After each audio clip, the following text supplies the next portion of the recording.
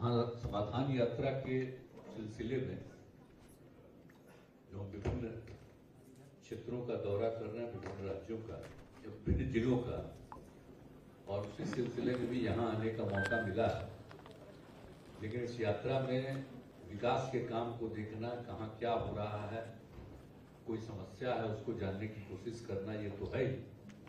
लेकिन इसके अलावे हमारा उद्देश्य यही है कि जीविका दीदियों के साथ भी हम बैठक करते हैं और आपको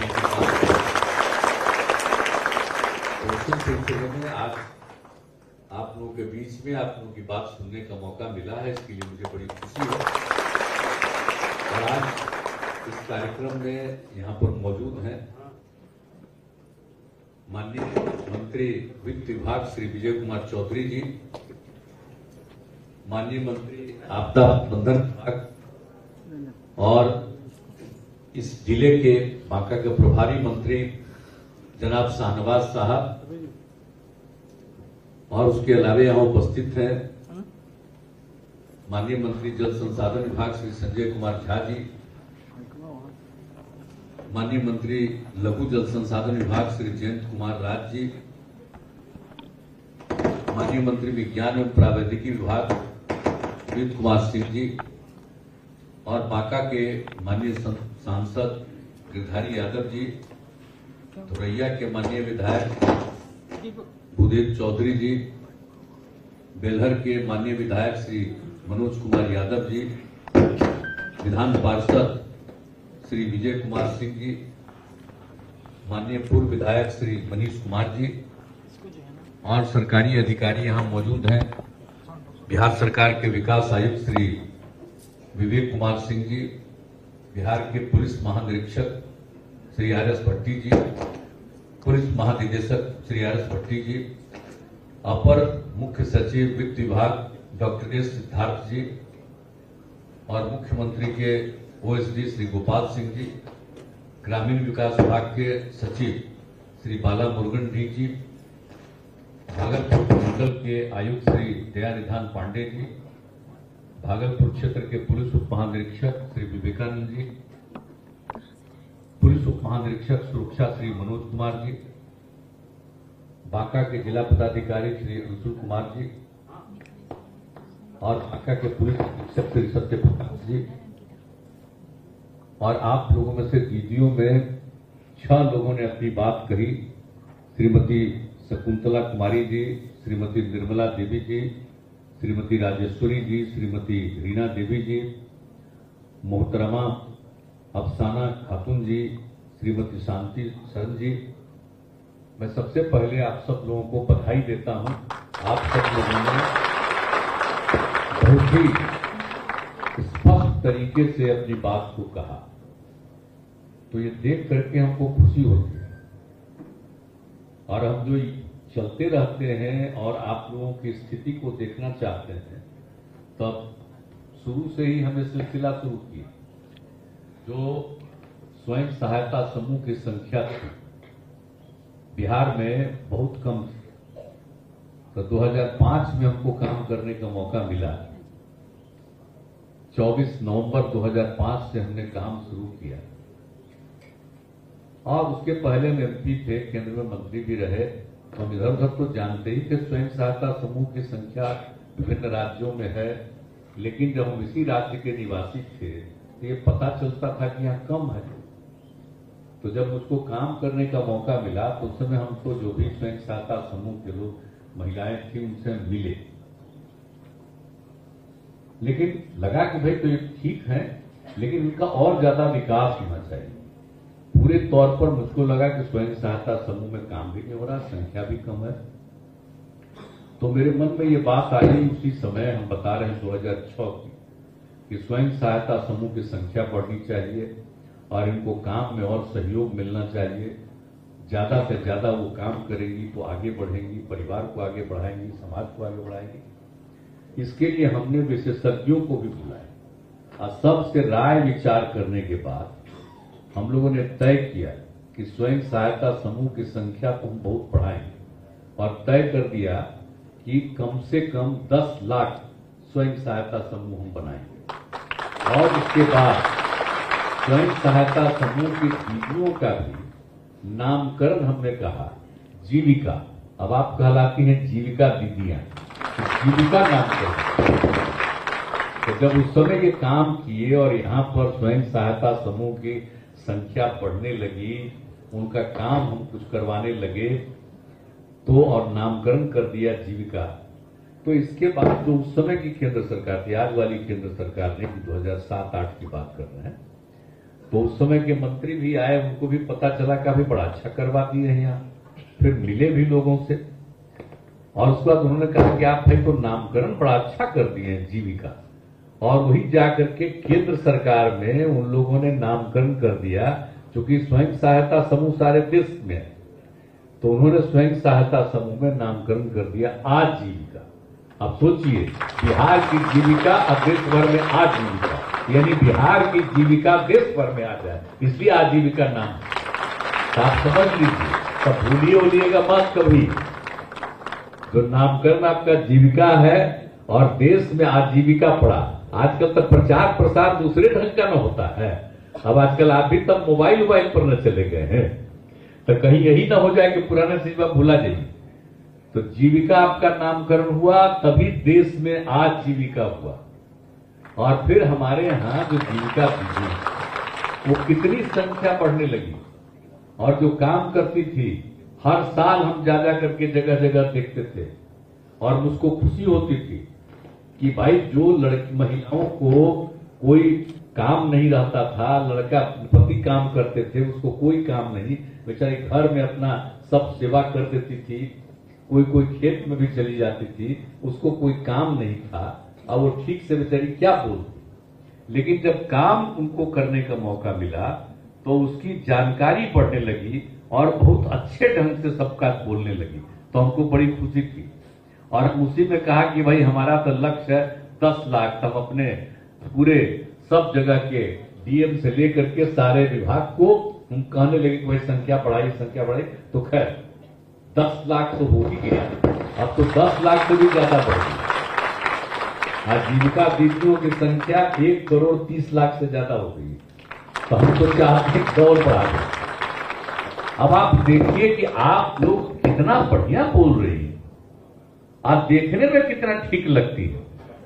अब पहले जब हम लोग थे तो कहां बेचारी सबको कोई बाहर निकल के कहीं घूमने का, कहीं उसको करने का, तो अब वो स्थिति कितना ज्यादा सुधार हुआ है। तो हमने महिलाओं के उत्थान के लिए ये काम सबसे पहले सोचा। इसके अलावा महिलाओं के उत्थान के लिए तो और काम न कराएंगे, ये तो काम शुरू किए हम, स्वयं सहायता समूह को बढ़ाने का, जीविका दीदियों का नामकरण काम आगे बढ़ा, लेकिन उसके साथ साथ महिलाओं के उत्थान के लिए तो और उनको इज्जत मिलनी चाहिए ना। तो हमने क्या किया, पंचायत का चुनाव हुआ 2006 में, तो कानून जो बना, तो केंद्र में जब कानून बना था तो उस समय तो हम लोकसभा के सदस्य थे, और जो उसके लिए कमेटी बनी थी लोकसभा और राज्यसभा की कमेटी, उसमें हम भी मेंबर थे, हमने बड़ा रुचि ली थी। तो पंचायत के चुनाव के लिए देश भर के लिए कानून बना, था कि उसमें कम से कम महिलाओं को 1/3 का आरक्षण रहे। तो कम से कम 1/3 था, ये नहीं था कि 1/3 रहना। तो जब हमको मौका यहां आने का मिला, तो हमने कहा कि भाई कम से कम 1/3 है, हमको बिहार में मौका मिला, तो हमने 2006 में ही तय कर दिया कि महिलाओं को पंचायती राज संस्थाओं में मिलेगा 50%, यानी पुरुष और स्त्री दोनों को बराबर। तो आप सोच लीजिए, और उसमें महिलाओं की संख्या भी और बढ़ सकती है, तो महिला के लिए आरक्षण है कि कम से 50%। तो इस तरह से जो हुआ किया गया। और उसके अगले साल 2007 में नगर निकायों का था, उसमें भी हमने महिलाओं के लिए 50% कर दिया। अब महिलाएं कितनी संख्या में बढ़ रही, और लड़कियां बहुत कम पढ़ पाती। 5वीं क्लास तक तो लोग पढ़ा देते थे, लेकिन 5वीं के बाद आगे पढ़ने के लिए उसको कपड़ा वपड़ा देना लोगों के हाथ में नहीं था, नहीं पढ़ाती थी। तो हम लोगों ने काम शुरू किया ना जी, उसके लिए पोशाक योजना, हम सोचे कि उसके और आगे बढ़ेंगे, तो हमने साइकिल योजना शुरू करा दिया। लड़की साइकिल कहां चलाती, और जब साइकिल योजना शुरू हुआ तो लड़कियों को कितनी खुशी हुई, साइकिल चला करके घर से स्कूल जाती थी और लौट के आती थी, तो माता या पिता को भी साइकिल पर ले जा करके बाजार ले जाती। तो कैसी स्थिति है। एक एक काम हम लोगों ने शुरू किया। कुछ लोग जानते हैं, हमारी आलोचना कर रहा था, लड़की को साइकिल दे रहा है, उसको लोग तंग करेगा। हमने हंसते हुए कहा, हर परिवार की लड़की को देना चाहते हैं, कोई किसी को तंग नहीं करेगा। अब आप सोचिए कितना हुआ। और उसके 2 साल के बाद तक लगातार लड़का सब भी बोलने लगा, उसको भी दे दी, वो अलग बात है 11 के बाद। लेकिन आप समझिए कितनी लड़कियां पढ़ने लगी। पहले जो कम पढ़ती थी, अब संख्या बढ़ गई। हमको लग रहा था लड़की अगर पढ़ेगी नहीं तो ठीक नहीं है, और गरीबी के कारण नहीं पढ़ पाती है, तो उनकी संख्या को बढ़ाने के लिए और लड़कियों के उत्थान के लिए अनेक काम, हर तरह से सब तरह का प्रयास, एक एक चीज हम लोगों ने करवाया। तो आप सबको तो मालूम है, तो महिलाओं का उत्थान। अब बात में मालूम है ना, 2013 में हमने जो पुलिस की बहाली थी, उसमें हमने महिलाओं के लिए कर दिया कि कम से कम 35% हम महिलाओं को दे देंगे उसमें जगह। अब आप जानते हैं जितनी महिलाएं अब पुलिस में हो गई है, अभी तो 35 नहीं, अब 28 से ज्यादा बढ़ गई। अब और संख्या बढ़ती जाएगी, तब 35 से भी ज्यादा हो जाएगी। लेकिन आप जानते हैं अभी बिहार में जितनी महिलाएं पुलिस में है, अब बिहार में पुलिस बल जितना है उससे 2 गुना 2.5 गुना बड़े बड़े राज्यों में है। वहां पर उतनी महिलाएं नहीं है पुलिस में जितनी महिलाएं हैं। हम लोग सब किए। अब बाद में 2016 में तो हमने तय किया सब सरकार की नौकरी में भी महिलाओं को 35% का आरक्षण। तो सब करके महिलाओं को उत्थान का तो जरूरी न है, खाली मर्द से तो नहीं न होगा। अगर स्त्री भी रहेगी और पुरुष भी रहेंगे तो परिवार कितना आगे बढ़ेगा, समाज कितना आगे बढ़ेगा। तो इसीलिए मेरी ये इच्छा, तो सब तरह से इस काम को करते हुए आप लोगों के हित में काम किया। आवाज कितनी खुशी है, आप जरा देख लीजिए। हम पहले बोले आपको, आप लोग बोलती है ना, हमको इतना अच्छा लगता है, हम भीतर खुशी से मुस्कुराते रहते हैं कि देखो अब कितना लड़कियां बोल रही हैं, कैसे साफ साफ अपनी बात को कह रही हैं। तो ये कोई साधारण बात है, तो ये आप लोग बढ़ रहे हैं। इसी तरह से आप लोगों का काम और आगे बढ़ना है। हम काहे घूम रहे हैं, हम सब जगह देख रहे हैं आपकी तरक्की हो रही है, लेकिन हमारा उद्देश्य तो है आपकी और तरक्की कराना, आपकी और संख्या बढ़ाना। तो जब खूब होगा तो क्या होगा, तब परिवार कितना आगे बढ़ेगा। खाली पुरुष चाहता तो होता, अब महिलाएं चाह रही हैं, अब लड़का लड़की सब पढ़ रहा, सबके लिए काम हो रहा। तो सबको आगे बढ़ाना, तभी ना समाज आगे बढ़ेगा। तो खाली मर्द जानेगा तब होगा, सबके लिए जरूरी है। तो इसीलिए ये सब काम किया जा रहा है और आपकी जिम्मेवारी ये सब है। और आप तो जानते ही ना भाई कि आप लोगों के लिए तो हम लोग तो सब तरह का काम करते ही रहे, लेकिन अब आप लोगों का तो दायित्व है कि आप भी सब काम करिए। और दूसरी बात है, एक तो जरूरी, जब भी तो आप लोग बोल रहे हैं, अब तो जरूरी चीज न है कुछ चीजों को याद रखना। बिहार में जो शराबबंदी लागू हुआ तो आप ही लोगों की मांग पर न हुआ। 2015 में हम आप लोगों की वो मीटिंग पटना में हो रही थी। अब मीटिंग में हम बोल करके बैठने जा रहे थे और तब तक जीविका दीदियां खड़ा होकर के कहने लगी, शराब बड़ा खराब चीज है, आप शराबबंदी लागू करिए। तब हम लौट करके गए और हमने कहा कि देखिए 3 महीना में चुनाव होना है, अब चुनाव के बाद अगर हम फिर जीत जाएंगे तो जरूर शराबबंदी लागू कर दें। और वही 2015 में फिर जीत के आए तो लागू किया। और आप जानते हैं विधानसभा विधान परिषद में सब लोगों ने समर्थन दिया, सब लोगों ने शपथ लिया, एक एक तरह से काम किया। और उसके लिए जो प्रचार प्रसार शुरू हुआ, जैसे ही चुनाव हुआ उसके बाद, तो कितना ज्यादा अच्छा माहौल बना और किस तरह से लागू किया गया। तो हमने तो बड़े शहरों में सोचा कि खाली देसी को बंद करेंगे, विदेशी वाला अभी तो वहां पूरा तैयारी नहीं किए। लेकिन जब शुरू हुआ 1 तारीख से, अब आप 1 अप्रैल को तो आप जानते हैं कि सारा लोग विरोध में, महिलाएं, पुरुष, लड़के लड़कियां सब आ गई बड़े शहरों में। अब दुकान खोलने से रोक दी। हमको इतनी खुशी हुई कि चलिए, हमको तो लग रहा था कि अभी कुछ दिन समय लगेगा, लेकिन जब आप ही लोगों ने चलने नहीं दिया तो 3-4 दिन मुझको इतना अच्छा लगा कि 5वां दिन हमने कहा शहर में भी विदेशी शराब बिक पड़ा। अब पूरे बिहार में जो शराबबंदी लागू हुआ, एक आप ही लोग, और फिर हम उसके बाद घूम घूम करके सब जगह लोगों से मिल रहे थे, जिनका दीदियां भी थी, अन्य महिलाएं भी थी, सब अपना अपना अनुभव बता रही थी। तो एक महिला ने क्या कहा था, मेरे पति शराब पीते थे, नौकरी करते थे, आप पी करके चले आते थे, कुछ लाते नहीं थे, आप झगड़ा करते थे, बहुत खराब लगता था, बच्चे बच्चियों को पढ़ने में भी दिक्कत थी। अब जब शराब बंदी हो गया तब वो लौट करके आते हैं, हम शराब नहीं पीते हैं, अब सब्जी उब्जी खरीद करके लाते हैं और मुस्कुराते हैं, अब देखने में कितना अच्छा लगता है। तो ये शराबबंदी लागू, लेकिन कुछ तो गड़बड़ करने वाला है ना। ऐसा कहीं संभव है कि जो भी जन्म लेगा स्त्री या पुरुष, तो उसमें कुछ न कुछ तो इधर उधर घटपट करने वाला रहता ही ना है, उसको क्या कीजिए। लेकिन जो काम कीजिएगा तो बहुत जल्दी 90% ठीक हो जाती है। 10% के लिए और मेहनत करना पड़ता है, उसमें भी काम ठीक होती है, लेकिन कुछ तो गड़बड़ करेंगे। तो आजकल भी क्या होता है, जहरीला शराब से मर रहा, क्या होता धंधा। तो इस सब चीज का तो आप ही के चलते लागू हुआ, इसका अभियान चलाते रहिए। और पिछली बार क्या हुआ था, समाज सुधार अभियान।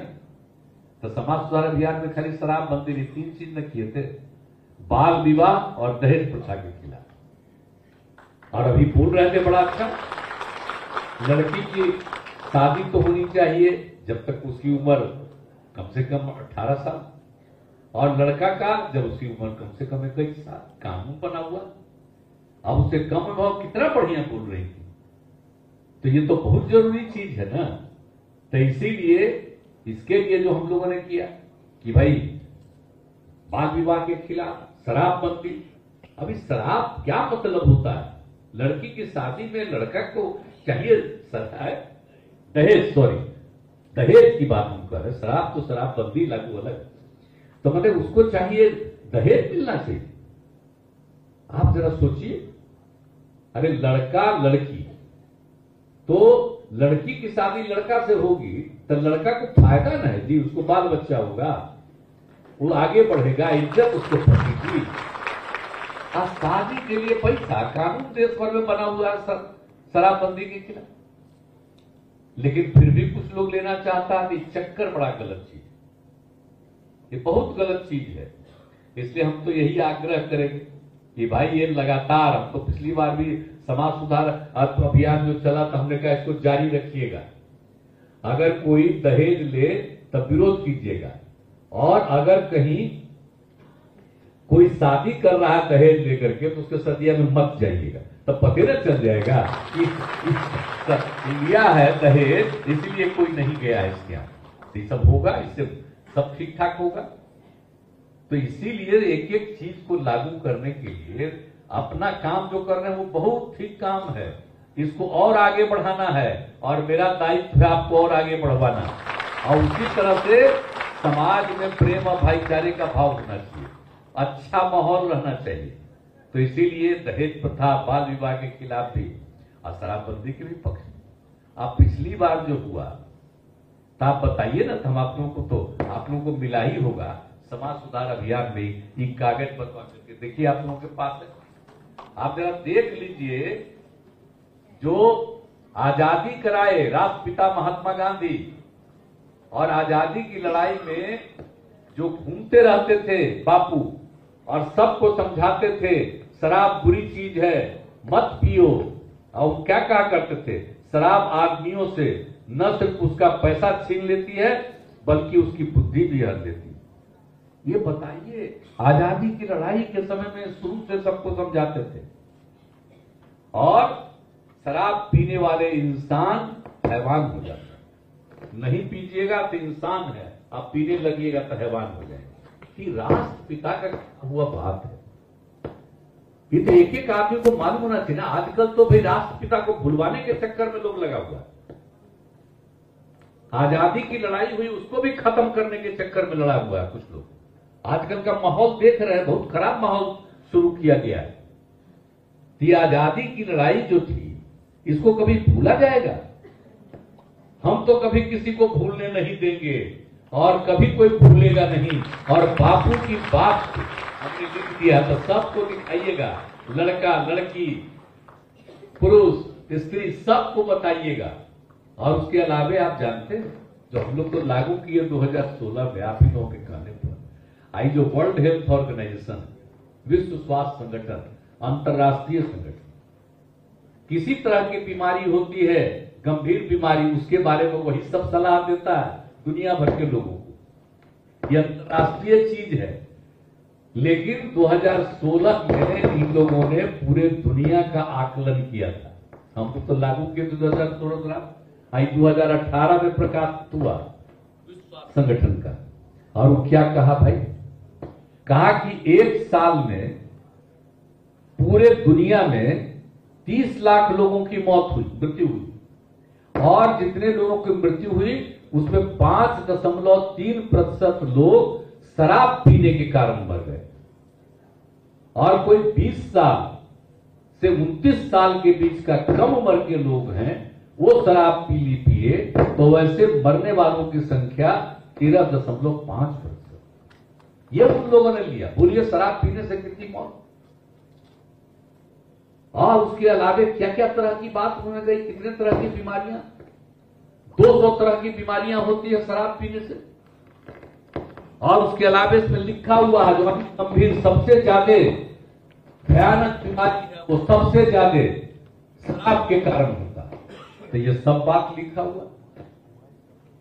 और बहुत लोग आत्महत्या करते हैं ना, तो दुनिया भर में आत्महत्या करने वालों में 18% आत्महत्या वही कर लेता है जो शराब पीता है। अब सोचिए, दारू पीने वाला भी अपने को क्या आत्महत्या कर लेता है।